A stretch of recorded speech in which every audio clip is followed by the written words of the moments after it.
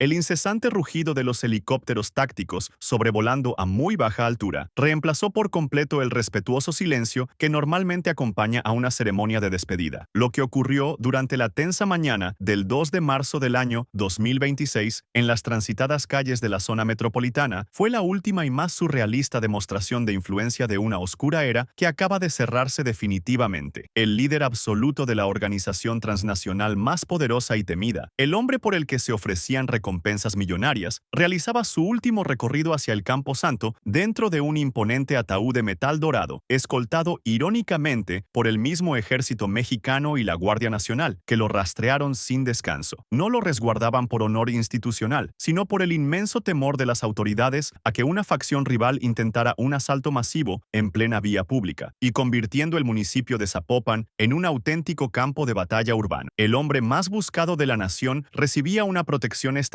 sin precedentes, incluso después de haber perdido la vida, simplemente porque su estructura delictiva seguía siendo lo suficientemente letal como para paralizar un país entero si se desataba el caos durante su sepelio. Bienvenidos a Crónicas del Mal. En esta investigación táctica descubrirán absolutamente toda la verdad detrás de las excentricidades y el caos que marcaron el funeral del Señor de los Gallos. Analizaremos minuciosamente el asfixiante cerco militar que sitió el cementerio Recinto de la Paz. Descifraremos los mensajes ocultos detrás de las 500 coronas florales anónimas. Revelaremos los motivos operativos por los cuales los altos coordinadores de la estructura decidieron no asistir al sepelio por pura paranoia de contrainteligencia, y explicaremos cómo la certificación oficial de su deceso marca el inicio inevitable de una sangrienta guerra civil por la sucesión al trono de la organización ilícita. Suscríbanse al canal en este preciso instante y activen la campana de notificaciones para no perderse nuestras próximas entregas. Y dejen en la caja de comentarios qué opinan sobre este despliegue sin precedentes en la historia reciente. Comenzamos. El traslado de los restos mortales no comenzó en la apacible tranquilidad de una capilla privada aislada, sino en las tensas y sumamente vigiladas calles del tradicional barrio de San Andrés en la ciudad de Guadalajara, el punto cero donde la carroza fúnebre inició su pesado y lúgubre recorrido hacia el poniente de la inmensa zona metropolitana. El trayecto de aproximadamente 20 kilómetros hasta el cementerio Recinto de la Paz en el municipio de Zapopan se transformó en cuestión de escasos minutos en un corredor militarizado de máxima alerta táctica que paralizó por completo las arterias viales más importantes de la región. Quienes presenciaron el lento avance del convoy desde las aceras no vieron una procesión de duelo tradicional, sino una monumental exhibición de contención estatal diseñada milimétricamente para suprimir cualquier amenaza latente. Las imponentes unidades artilladas de la Guardia Nacional y los camiones con blindaje táctico del ejército mexicano flanqueaban el vehículo fúnebre color blanco con una rígida formación de escolta en diamante, estableciendo un escudo de acero pesado e impenetrable a su alrededor. Desde la altura, el constante y ensordecedor zumbido de al menos 3 helicópteros oficiales vigilaba cada azotea, cada puente peatonal y cada intersección del trayecto, escaneando el terreno en busca del más mínimo destello de un convoy no identificado o el movimiento inusual de vehículos con modificaciones irregulares. La tensión operativa en el asfalto era tan densa y asfixiante que podía sentirse físicamente en el ambiente. Las corporaciones de seguridad instalaron filtros de revisión aleatorios y sumamente estrictos a lo largo de toda la ruta trazada, deteniendo el tráfico civil para inspeccionar minuciosamente el interior de vehículos sospechosos, temiendo que facciones adversarias fuertemente equipadas intentaran emboscar la procesión para sustraer el ataudado y exhibirlo como el máximo trofeo de una contienda territorial. El miedo colectivo se apoderó rápidamente de los transeúntes y conductores que quedaron atrapados en los interminables embotellamientos provocados por este bloqueo institucional. La población civil, que durante la última semana había vivido aterrorizada por los más de 70 incidentes de alto impacto y bloqueos carreteros desatados tras la caída del líder supremo en la Sierra de Tapalpa, observaba desde las ventanas de sus negocios con un profundo e innegable estado de alerta.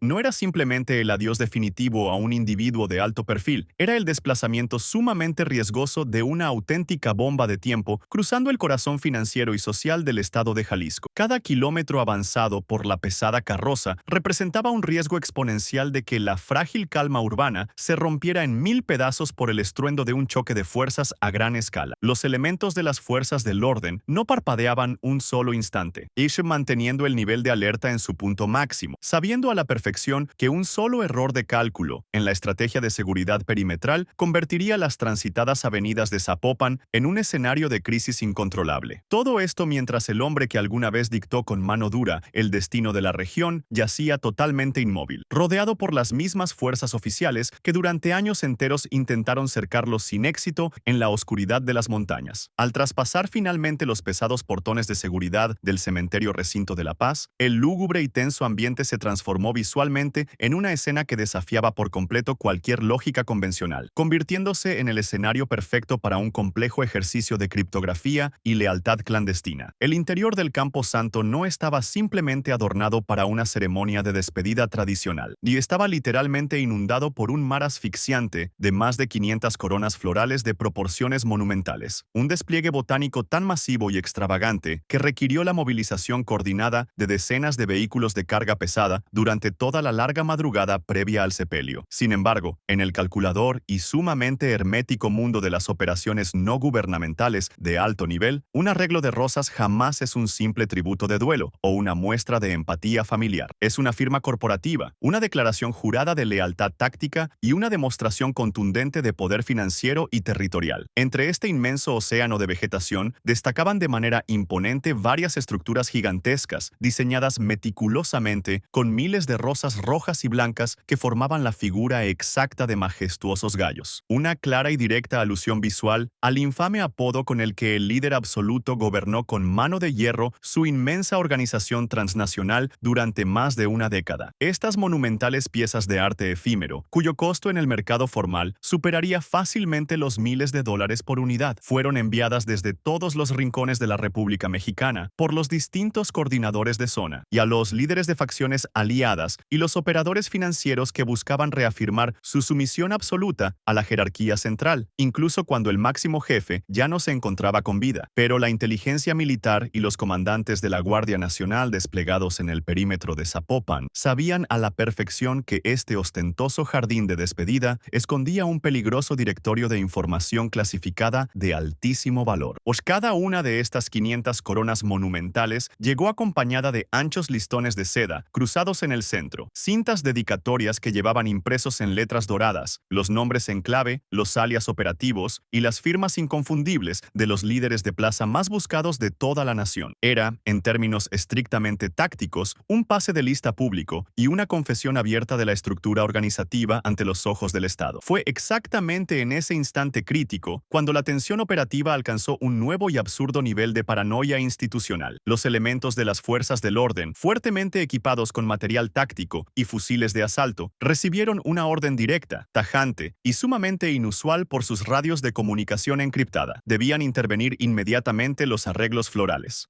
En una escena verdaderamente surrealista que quedará grabada en los anales de la historia contemporánea de la seguridad. Decenas de militares y agentes federales comenzaron a moverse rápidamente entre las lápidas, arrancando violentamente y con profunda urgencia cada uno de los listones de seda que adornaban las 500 coronas fúnebres. No lo hacían por una falta de respeto al difunto ni por cuestiones de protocolo, sino en una maniobra desesperada de contención de inteligencia y censura visual absoluta. El aparato estatal no podía permitir, bajo ninguna circunstancia, que los sofisticados drones de los medios de comunicación, que sobrevolaban insistentemente las inmediaciones del cementerio, o las potentes cámaras de largo alcance de los periodistas, lograran captar y documentar en alta resolución las firmas de los remitentes. Dejar esos listones intactos a la vista del escrutinio público habría significado confirmar oficialmente, y ante los ojos del mundo entero, la total vigencia, el inmenso poderío económico y la extensa red de alianzas operativas que la estructura ilícita mantiene absolutamente intactas. A pesar de la caída definitiva de su fundador,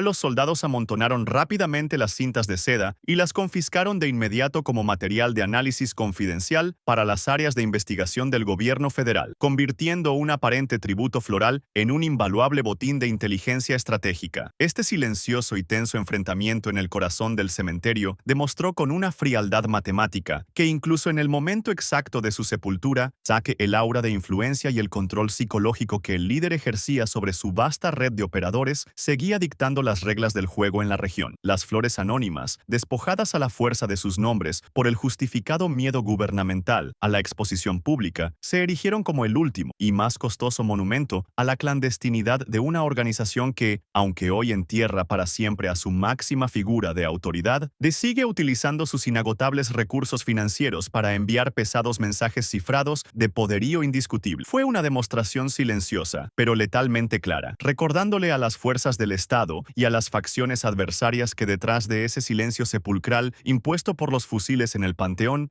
existe un inmenso y sumamente leal ejército de operadores territoriales que están dispuestos a gastar fortunas incalculables tan solo para decir presente y marcar su territorio en la última y más vigilada reunión de su intocable coordinador supremo. El inmenso mar de coronas monument mentales que inundó el cementerio contrastó de manera brutal y sumamente reveladora con el reducido número de personas que realmente lograron cruzar los pesados arcos de seguridad del recinto de la paz. En cualquier despedida tradicional de una figura de altísimo perfil, lo lógico sería observar a una multitud incontable de aliados y subordinados rindiendo sus últimos respetos. Pero en el calculado y despiadado tablero de ajedrez de esta estructura transnacional, la asistencia física a un evento tan fuertemente vigilado equivale a cometer un suicidio operativo de manera voluntaria. El filtro de acceso impuesto, tanto por la inteligencia militar en el perímetro exterior como por los propios anillos de seguridad de la familia en el interior, fue de una rigurosidad asfixiante y absoluta. Únicamente se permitió el ingreso al círculo consanguíneo más íntimo y directo, cerrando las puertas de forma tajante a cualquier individuo que no estuviera en la lista estrictamente preaprobada. Sin embargo, y a lo verdaderamente fascinante y revelador para los analistas de seguridad nacional, no fue quienes estaban presentes llorando frente al pesado ataúd dorado, sino quienes brillaron por su absoluta y calculada ausencia. Los grandes herederos del imperio, los temidos comandantes de zona, los estrategas financieros y los coordinadores de los brazos operativos más letales del grupo, no asomaron ni un solo instante la mirada por el municipio de Zapopan. Para el espectador inexperto, esta inasistencia podría interpretarse ingenuamente como una falta de lealtad o respeto hacia el fundador que los encumbró en la jerarquía. Pero en la fría y paranoica realidad de las operaciones irregulares, esta decisión fue producto del instinto de supervivencia más puro y primitivo. Asistir al sepelio de su líder supremo habría significado caminar directamente hacia las fauces abiertas de la trampa táctica más grande y sofisticada en la historia reciente del país. Los altos mandos de la organización sabían a la innegable perfección que las agencias de inteligencia, los drones de reconocimiento facial de alta altitud y los agentes encubiertos del Estado estaban registrando meticulosamente cada rostro, cada placa de vehículo y cada patrón de movimiento en un radio de 5 kilómetros a la redonda. Presentarse físicamente en ese cementerio fuertemente militarizado habría implicado entregarle al gobierno federal en bandeja de plata y en un solo movimiento a toda la cúpula directiva de la facción, permitiendo una decapitación corporativa que habría extinguido su imperio en cuestión de escasos minutos. La paranoia operativa y el miedo insuperable a ser detenidos o neutralizados por los escuadrones de operaciones especiales pesaron muchísimo más que cualquier juramento de lealtad o código de honor hacia el difunto jefe. Desde sus refugios blindados y sus campamentos clandestinos en lo más profundo de la sierra y las costas, y los lugartenientes más poderosos tuvieron que conformarse con monitorear el tenso avance de la carroza fúnebre a través de las transmisiones en vivo de los noticieros locales y los reportes de sus radios de onda corta. Este vacío humano alrededor de la tumba más vigilada de la República demostró de manera contundente que la cúpula de la organización ya está operando bajo una estricta lógica de preservación total, entendiendo con total frialdad que el respeto hacia la mítica figura de su fallecido coordinador termina exactamente en la delgada línea, donde comienza el altísimo riesgo de perder su propia libertad o su propia vida a manos de las imponentes fuerzas oficiales que rodearon implacablemente el Camposanto. En la vasta y violenta cultura de las organizaciones irregulares que operan a lo largo y ancho del territorio nacional, la despedida de un alto mando o de un coordinador de zona suele estar enmarcada por un ritual auditivo inconfundible, ruidoso y sumamente arrogante. Lo habitual, lo que los manuales no escritos de este oscuro mundo dictan para estas ocasiones, es despedir al líder caído con interminables ráfagas de equipos tácticos de grueso calibre, disparando miles de proyectiles directamente hacia el cielo. Una demostración de poderío balístico que busca intimidar a las facciones rivales y dejar en claro que la capacidad de fuego de la estructura permanece absolutamente intacta. Sin embargo, en el sepelio del hombre más buscado de la nación, el sonido que dominó la tensa atmósfera del cementerio en el municipio de Zapopan no fue el rugido ensordecedor del plomo, sino un silencio táctico tan denso, asfixiante y calculado que helaba la sangre de todos los presentes. La ausencia total de estas tradicionales detonaciones marcó un contraste brutal y sumamente revelador con el perfil perfil histórico del grupo. No hubo ráfagas intimidatorias, no hubo convoyes exhibiendo modificaciones de combate en las calles aledañas, ni hubo despliegues de fuerza por parte de sus elementos de choque para rendir honores a su fundador. En su lugar, el único sonido que logró quebrar la pesada atmósfera de vigilancia militar fue el eco melancólico de una banda de música regional que acompañaba lentamente el descenso del pesado ataúdado hacia su morada final. Este silencio sepulcral no fue, bajo ninguna circunstancia, una casualidad operativa ni una inusual muestra de respeto cívico por parte de los operadores del grupo. Fue el resultado directo de una orden estricta, innegociable y fulminante, emitida desde las más altas esferas de la cúpula que ahora intenta asumir el control. Los nuevos herederos de la organización comprendieron con absoluta frialdad analítica que realizar una sola detonación al aire, un simple y minúsculo error de disciplina por parte de algún elemento exaltado, habría significado encender la mecha de un barril de pólvora de proporciones incalculables. Las fuerzas especiales del ejército mexicano y los elementos de la Guardia Nacional que sitiaron el perímetro del recinto de La Paz no estaban allí en calidad de espectadores pasivos. Mantenían el dedo firmemente apoyado sobre el gatillo, esperando con la atención al máximo cualquier provocación, cualquier alteración del orden o cualquier sonido que justificara táctica y legalmente una intervención de alta intensidad en el interior del Campo Santo. Si los elementos de contención del grupo hubieran cedido a la tentación de accionar sus equipos para honrar a su jefe, habrían entregado en bandeja de plata la excusa operativa perfecta para que el aparato estatal irrumpiera con todo su peso destructivo, desatando un enfrentamiento urbano masivo que habría culminado en la captura o neutralización de los pocos operadores clave que lograron infiltrarse en la ceremonia. El miedo paralizante a provocar un desastre irreversible y a perder el frágil control que les quedaba obligó a la facción a tragarse su orgullo corporativo y a mantener un perfil sumamente bajo, observando con impotencia y rabia contenida como el hombre que alguna vez desafió frontalmente a las instituciones del país era enterrado bajo la estricta y vigilante sombra de los uniformes oficiales. Ese silencio no era luto genuino, y era el reflejo exacto de una estructura que por primera vez en más de una década se sentía genuinamente acorralada, vulnerable y aterrorizada ante la inminente respuesta del Estado. Para comprender la verdadera magnitud de la caída del hombre, que alguna vez pareció un fantasma intocable, es estrictamente necesario alejar la mirada del pesado ataudado en el municipio de Zapopan y retroceder en el tiempo hasta el fatídico 22 de febrero, el día exacto en que la implacable maquinaria del Estado finalmente lo alcanzó en la Sierra de Tapalpa. La confirmación oficial de su ausencia definitiva no llegó a través de un comunicado mediático de la organización, sino mediante un frío y calculador trámite legal que despojó a la mítica figura de toda su aura de invulnerabilidad. El acta de certificación con el folio número 3830, os emitida formalmente por las autoridades del registro civil en la capital del país y entregada a su círculo familiar más íntimo, es el documento táctico e histórico que sella para siempre el final de una era sumamente oscura. En ese papel oficial desprovisto de cualquier leyenda urbana o narrativa de poder, se detalla con una precisión clínica y abrumadora la verdadera causa de su final operativo: múltiples impactos de proyectil en el tórax y el abdomen. Estas frías palabras impresas en tinta destruyeron de un solo golpe el inmenso mito corporativo que sus operadores de propaganda intentaron construir y sostener durante más de una década. El máximo coordinador de la estructura transnacional no terminó sus días plácidamente por causas naturales en una clínica clandestina de lujo, ni desapareció misteriosamente en las sombras como una entidad intocable. Fue neutralizado de manera directa,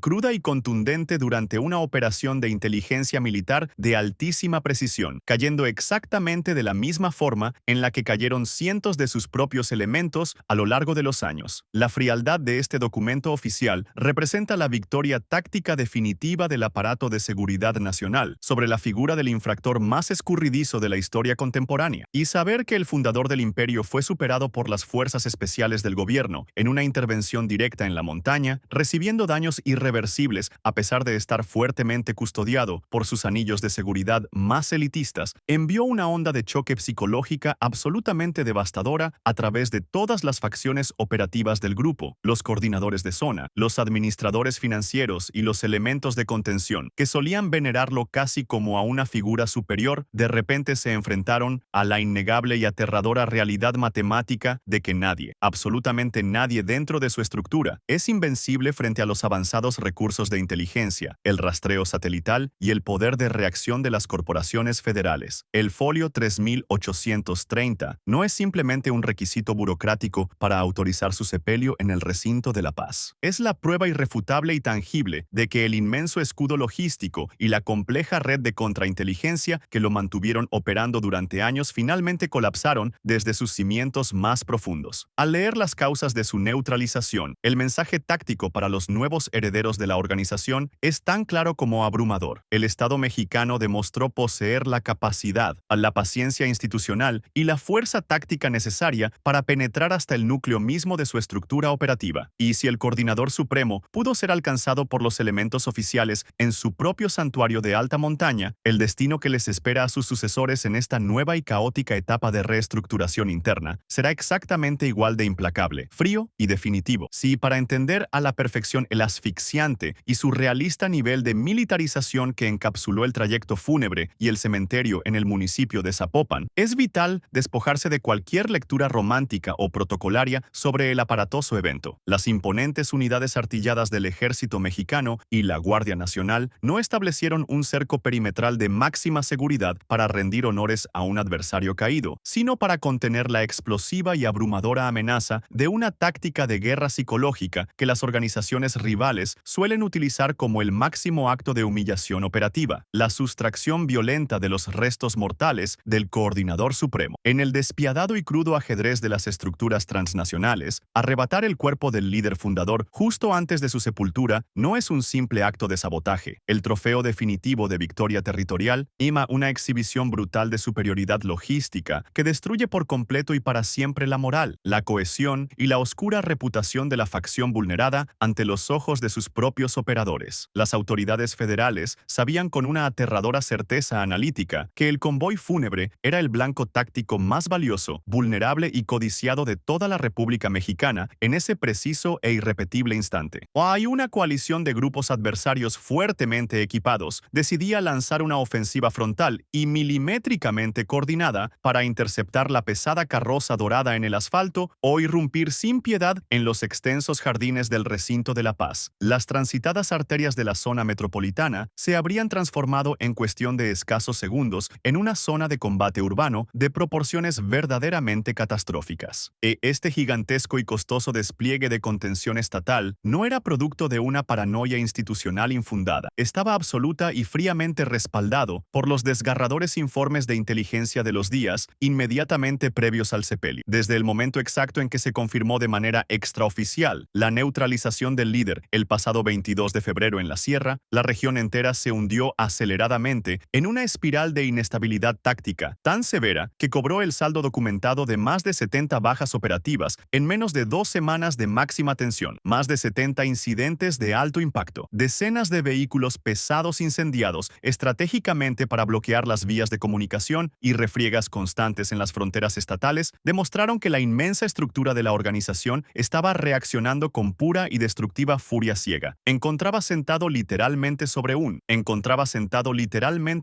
gigantesco barril de pólvora sumamente inestable, obligado operativamente a proteger con escudos de acero el ataúd de su peor amenaza histórica de las últimas décadas. Ahí simplemente para evitar que el violento vacío de poder desatara una confrontación armada que cobrara bajas civiles en pleno corazón financiero del estado de Jalisco. La imponente guardia militar que custodió el féretro con los fusiles abastecidos, los visores tácticos abajo y los rostros visiblemente tensos por la adrenalina, fue la única e innegable barrera de contención real que evitó que la última aparición pública del intocable líder se convirtiera en el episodio más oscuro, eso descontrolado y logísticamente devastador de la historia moderna de la ciudad. El denso humo de la tensión táctica que flotaba pesadamente sobre la zona metropolitana de Guadalajara y el municipio fronterizo de Zapopan no solo envolvió a los escoltas oficiales, a los militares de alto rango desplegados en la zona y a los escasos operadores que se atrevieron a asistir físicamente al camposanto. Asfixió por completo, de manera cruel y total, a la población civil ajena a este complejo tablero de ajedrez irregular, mientras los noticieros nacionales e internacionales documentaban con morbosa fascinación el lento avance de la pesada carroza fúnebre flanqueada por las unidades artilladas del Estado. Una aterradora parálisis operativa se apoderaba silenciosamente de cada avenida principal, cada pequeña calle y cada arteria comercial de la ciudad entera, silenciando el bullicio cotidiano y sustituyéndolo por un temor palpable y profundamente arraigado. La jornada del 2 22 de marzo del año 2026 será recordada históricamente no solo por el surrealista sepelio del líder fundador de la organización criminal, sino por el absoluto secuestro psicológico de millones de habitantes que se convirtieron instantáneamente en rehenes silenciosos e impotentes ante el innegable riesgo de un estallido de violencia masiva. Decenas de importantes escuelas de educación básica cerraron precipitadamente sus puertas, negándose a arriesgar la integridad de miles de estudiantes y docentes en una jornada que olía a inminente enfrentamiento urbano. Los negocios más prósperos de la zona financiera bajaron pesadamente sus cortinas metálicas en cuestión de minutos. Los centros comerciales de mayor prestigio lucieron desolados y oscuros, y las extensas líneas del transporte público modificaron drásticamente sus rutas habituales, huyendo despavoridos de las inmediaciones del cementerio Recinto de la Paz. Este abrumador ausentismo civil y comercial es la demostración táctica más cruda, dolorosa e indiscutible del inmenso y destructivo poder que la figura del líder fallecido todavía ejerce de manera póstuma sobre la región. El aparato estatal puede haber neutralizado exitosamente a su máximo objetivo el 22 de febrero. Puede estar confiscando milimétricamente decenas de coronas florales anónimas en los jardines para resguardar la inteligencia gubernamental, y puede incluso haber custodiado fríamente el ataudado hasta el fondo de la tierra con sus equipos pesados listos para accionar. Pero el terror puro y absoluto que esta inmensa estructura infunde en el ciudadano común y corriente permanece de manera intacta y verdaderamente abrumadora. Las autoridades federales se esforzaron al límite por emitir incesantes comunicados oficiales, asegurando el absoluto control de la situación de contención perimetral y pidiendo encarecidamente la tranquilidad de las familias. Pero en el sombrío, calculador y despiadado mundo de las operaciones ilícitas que devoran la realidad del occidente mexicano, las palabras institucionales no valen absolutamente nada frente al inconfundible y amenazante sonido de un helicóptero artillado sobrevolando los techos residenciales a bajísima altitud. Para los habitantes de la extensa y compleja urbe, ver la colosal movilización de blindados militares desplegados simplemente para garantizar el entierro de su principal enemigo público no generó una sensación de alivio y justicia cumplida. Generó un sentimiento de profundo e innegable vacío, y confirmándoles de manera dolorosa y matemática que sus vidas cotidianas seguirán estando irremediablemente pausadas y secuestradas, sujetas de forma innegociable a los letales caprichos y a las violentas disputas territoriales, que dejará el enorme vacío de poder en la más alta cúpula de esta peligrosa y fracturada organización transnacional. El sonido sordo, pesado y definitivo de la tierra, cayendo inexorablemente sobre el reluciente ataúd al dorado en lo más profundo de la fosa del cementerio. Cinto de la Paz no solo sepultó los restos físicos del máximo coordinador de la estructura transnacional, sino que destrozó en 1000 pedazos irreparables el pilar psicológico más fundamental, antiguo y poderoso, que sostenía a su inmensa maquinaria operativa, el mito absoluto de su completa e innegable invulnerabilidad frente a las fuerzas del Estado. Para comprender la colosal,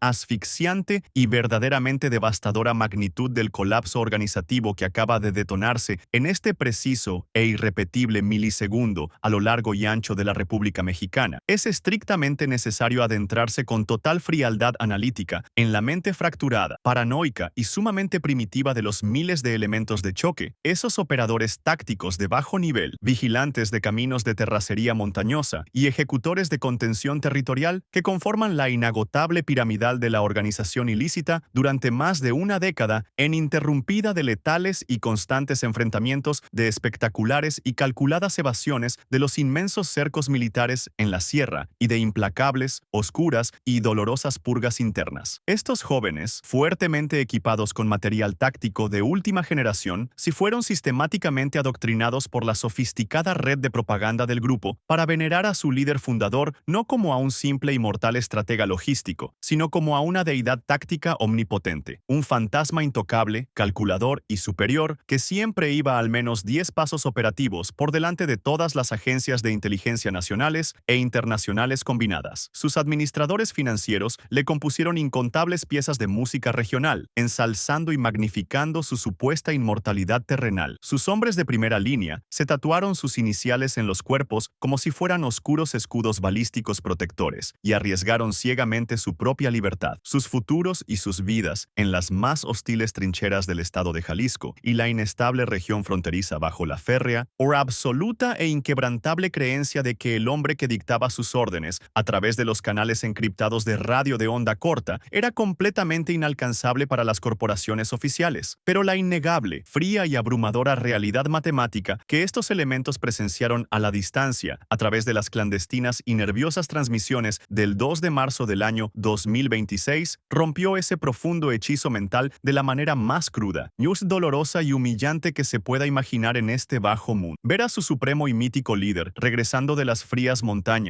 no en un convoy de vehículos blindados, celebrando el control de una nueva zona estratégica, sino inerte, apagado y encerrado dentro de una pesada caja dorada, celosamente custodiado por los mismos uniformes verdes del ejército mexicano a los que juraron repeler y destruir, generó un cortocircuito psicológico masivo, inmediato e irreversible en todas las filas operativas. El dios intocable de la contención táctica ha caído definitivamente. Se dio en la remota sierra de Tapalpa, exactamente igual que cualquier operador novato e inexperto en un retén carretero secundario, y ahora yace enterrado y silenciado bajo la estricta, pesada y vigilante sombra de los inmensos fusiles de alto poder del Estado. Esta brutal y pública desmitificación de su figura no genera una tristeza genuina ni un luto reflexivo o pacífico. En los cientos de campamentos clandestinos esparcidos por la compleja geografía nacional genera un pánico ciego, una desorientación logística absoluta y un vacío de autoridad sumamente inestable y explosivo. Cuando el elemento raso de la calle, aquel operador desechable que sostiene el último anillo de vigilancia bajo un clima incles alimento escasas y sin un pago garantizado, o se da cuenta repentinamente de que el enorme escudo de invencibilidad corporativa era una completa y elaborada falsa narrativa. El miedo instintivo a la inminente neutralización oficial y al letal abandono de sus superiores supera instantáneamente cualquier antiguo juramento de lealtad. Y es exactamente en este asfixiante, oscuro y profundo abismo de total incertidumbre operativa, donde se enciende silenciosa, pero rápida e irremediablemente, la mecha de la contienda interna más destructiva y sanguinaria, descontrolada y salvaje que la inmensa estructura haya enfrentado en toda su historia. La vigilada tumba en el municipio de Zapopan acaba de convertirse tácitamente en el invisible e implacable reloj de arena que marca el inicio de la cuenta regresiva matemática para la disputa letal de la sucesión del trono vacío. Ya afuera de los muros del Campo Santo, lejos de las confiscadas coronas florales monumentales y de los aplastantes operativos de la Guardia Nacional, a los altos y ambiciosos lugartenientes, los jefes de plaza más violentos y los coordinadores financieros que convenientemente decidieron ausentarse del tenso sepelio guiados por su agudo instinto de supervivencia, ya están moviendo febrilmente y en el mayor de los secretos sus oscuras y letales piezas en el complejo tablero de ajedrez territorial. Sin la inmensa figura impositiva que mantenía el precario e inestable equilibrio interno, mediante el uso despiadado de la fuerza, la cohesión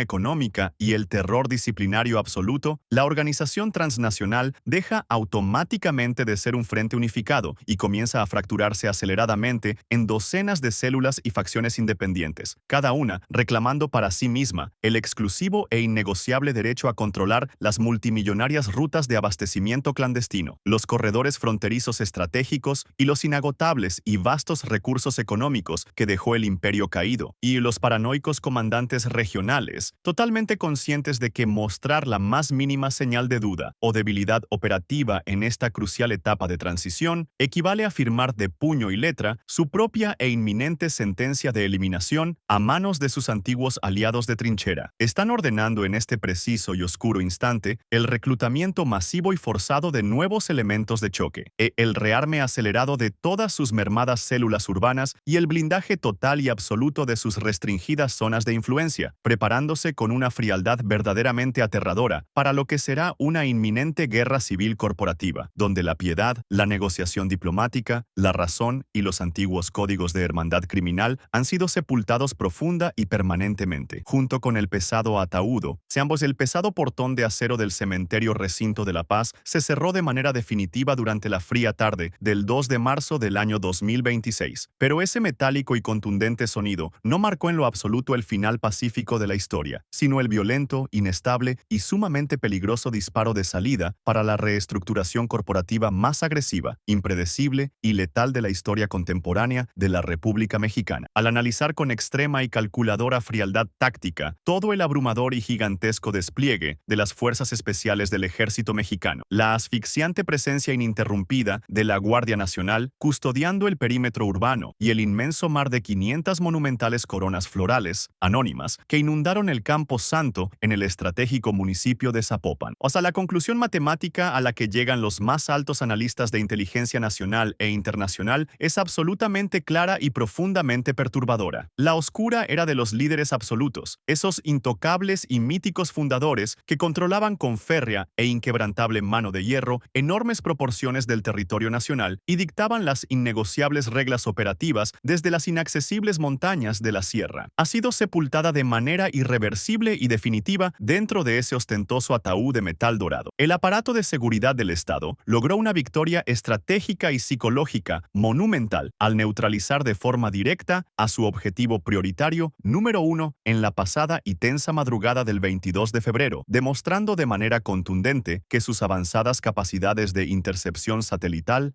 sus sofisticados drones de vigilancia ininterrumpida de gran altitud y sus letales unidades de asalto de reacción inmediata son inmensamente superiores a cualquier anticuado escudo de protección perimetral que la organización pudiera interponer en las complejas vías de comunicación. Sin embargo, esta colosal decapitación táctica de la inmensa estructura transnacional no garantiza bajo ninguna circunstancia y el retorno inmediato de la estabilidad a las transitadas avenidas del estado de Jalisco, ni a las disputadas y peligrosas rutas fronterizas del occidente del país. Por el absoluto y aterrador contrario, el gigantesco vacío de autoridad y mando dejado en la estricta cima de la pirámide corporativa ha inaugurado formalmente una fase operativa muchísimo más volátil, radicalmente descentralizada y sumamente difícil de rastrear y contener para las autoridades federales. La inteligencia militar gubernamental ya no se enfrenta a una predecible bestia logística de una sola y enorme cabeza que operaba bajo reglas internas históricamente establecidas y una rígida disciplina vertical, sino a docenas de peligrosas, ambiciosas y fuertemente equipadas células operativas completamente independientes que ahora mismo, en este preciso y oscuro instante, luchan a muerte entre sí para apoderarse de los multimillonarios e inagotables recursos financieros. Las cruciales rutas de abastecimiento de insumos tácticos y los puertos estratégicos internacionales que el líder supremo controló durante más de una sangrienta década ininterrumpida. Los paranoicos comandantes de zona, los despiadados lugartenientes territoriales y los calculadores estrategas económicos que por puro instinto de supervivencia y estricta contrainteligencia decidieron inteligentemente no asistir a la fuertemente militarizada y vigilada ceremonia fúnebre. Ya han comenzado a movilizar de manera clandestina y sumamente acelerada a sus respectivos elementos de contención urbana, marcando febrilmente sus nuevas fronteras operativas y rompiendo en mil pedazos irreparables cualquier antiguo juramento de lealtad o falso tratado de no agresión interna. El aparatoso, tenso y surrealista funeral que paralizó por completo la extensa zona metropolitana de Guadalajara, obligando al cierre forzado de cientos de negocios comerciales, al desvío de largas rutas de transporte público y al encierro aterrorizado de millones de habitantes civiles inocentes en sus hogares, pasará a los rígidos manuales de la historia táctica y de seguridad hemisférica como el último y más grande acto de demostración de influencia de un imperio criminal centralizado que simplemente ya no existe en la cruda realidad operativa del terreno actual. El Estado mexicano se prepara ahora con una atención al máximo nivel institucional para intentar contener las inminentes, violentas y totalmente descontroladas ondas de choque que este inevitable choque de trenes logístico generará en cada rincón del occidente de la nación durante los próximos y críticos meses de máxima y constante alerta. El falso y elaboradamente construido mito del intocable y supremo señor de la montaña se ha desvanecido por completo frente a la fría y documentada realidad de su acta de certificación gubernamental número 3830, dejando a su inmensa organización transnacional completamente desnuda, administrativamente fracturada y trágicamente expuesta a su propia primitiva y destructiva naturaleza interna de aniquilación mutua. El mortal y complejísimo ajedrez táctico ha reiniciado su mortífera partida en el inmenso tablero nacional y las pesadas piezas de asalto han comenzado a moverse rápidamente en la más absoluta y aterradora oscuridad, anticipando una prolongada y asfixiante contienda territorial, donde la compasión humana, los antiguos códigos de respeto mutuo y las básicas reglas de contención urbana serán total y absolutamente inexistentes, convirtiendo a la población civil en el frágil escudo de una tormenta de proporciones históricas. Las agencias de inteligencia financiera del gobierno tienen ahora la colosal, urgente y titánica tarea operativa de rastrear, identificar y congelar velozmente las inmensas fortunas fortunas económicas ocultas en complejas redes de prestanombres inmobiliarios, cuentas bancarias en el extranjero y lucrativos negocios, y fachada que la organización logró amasar ininterrumpidamente bajo su prolongado e impune mandato, sabiendo a la absoluta perfección que asfixiar económica y logísticamente a las nuevas y sanguinarias cabecillas emergentes. Es la única y verdadera manera táctica y matemática de ganar esta interminable batalla de desgaste a largo plazo. ¿Quién creen ustedes con base en este profundo,